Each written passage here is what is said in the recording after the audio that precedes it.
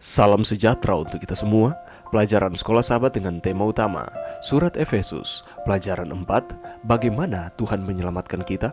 Sahabat petang, ayat hafalan, tetapi Allah yang kaya dengan rahmat oleh karena kasih-Nya yang besar yang dilimpahkannya kepada kita, telah menghidupkan kita bersama-sama dengan Kristus, sekalipun kita telah mati oleh kesalahan-kesalahan kita. Oleh kasih karunia kamu diselamatkan. Efesus 2 ayat 4 dan 5. Pada 14 Oktober 1987, Jessica McClure yang berusia 18 bulan sedang bermain di halaman belakang rumah bibinya ketika dia jatuh ke dalam sumur 22 kaki atau 6,7 meter yang sudah tidak digunakan lagi. Nasibnya menarik media dari seluruh dunia ke Midland, Texas.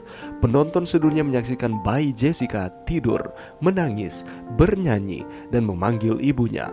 Mereka menyaksikan pekerja darurat menyalurkan udara segar ke dalam sumur.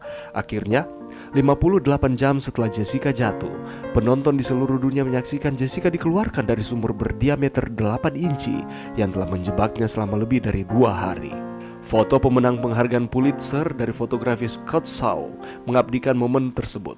Tali penyelamat di antara wajah-wajah penyelamat yang khawatir sementara melihat bayi Jessica yang diikat dengan perban. Tidak ada yang lebih mencekam seperti kisah penyelamatan yang bagus, dan Paulus dalam Efesus 2 ayat 1-10 memberikan kita pandangan yang dekat dan pribadi tentang misi penyelamatan yang paling agung dan terluas sepanjang masa, upaya Tuhan untuk menebus umat manusia. Drama ini memuncak dengan mengetahui bahwa kita bukan hanya penonton dari penyelamatan orang lain, tetapi saksi dari penyelamatan kita sendiri. Adapun ringkasan dan tema-tema pelajaran yang akan kita pelajari bersama sepanjang minggu ini.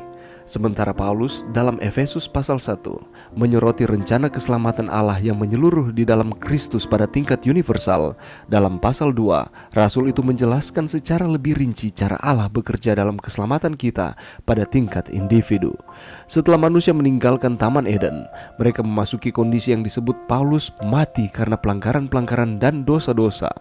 Dalam kondisi ini, manusia mati dalam dosanya, dalam arti dikuasai baik oleh kuasa internal atau kecenderungan berdosa maupun kuasa eksternal atau iblis dan dunia. Manusia dalam kondisi ini tidak bisa berharap untuk hidup bersama Allah.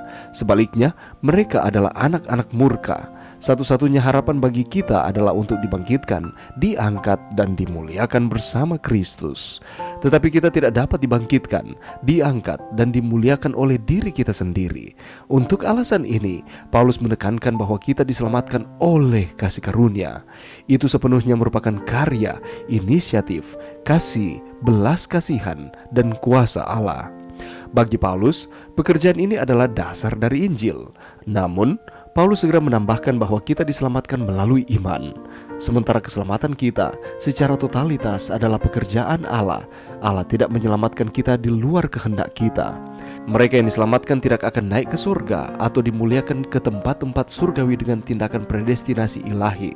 Sebaliknya, keselamatan Allah menjadi bekerja di dalam kita ketika kita menjalankan iman, yaitu ketika kita mengakui dan menerima keselamatan Allah, mengizinkan kuasa Allah untuk membangkitkan kita, mengangkat hidup kita, dan memberdayakan kita untuk hidup di dalam Kristus Yesus. Adapun tema pelajaran yang akan kita pelajari sepanjang pekan ini menekankan 3 tema utama dari Efesus 2 ayat 1-10 yang menggambarkan proses dinamis dari keselamatan pribadi. Yang pertama, apakah artinya mati dalam dosa? Apakah sifat hidup berdosa?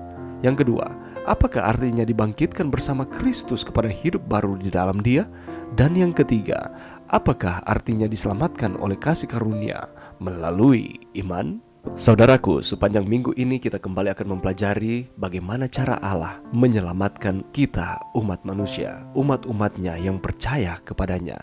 Kita akan mempelajari bersama bagaimana bahwa manusia pernah mati dan ditipu oleh iblis. Apakah yang dimaksudkan dengan pernah mati di sini? Dan kita akan fokus di dalam Efesus 2 ayat 1-10. Ada gagasan utama yang Paulus berikan kepada kita di sini tentang apa yang telah Yesus lakukan bagi kita. Apakah gagasan tersebut? Dan kita manusia pernah tertipu oleh keinginan kita sendiri. Bagaimanakah caranya sehingga kita dapat tertipu oleh keinginan-keinginan kita sendiri? Dan apa solusinya? Ada yang dilakukan oleh Allah di dalam Yesus Kristus untuk saudara dan saya. Apakah hal tersebut dan mengapa Allah melakukan hal tersebut untuk kita manusia?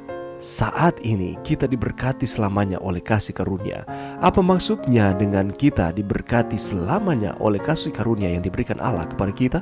Dan pertanyaan selanjutnya adalah, mengapa begitu penting bagi kita untuk memahami bahwa keselamatan kita berasal dari Allah dan tidak berakar pada nilai atau upaya kita sendiri?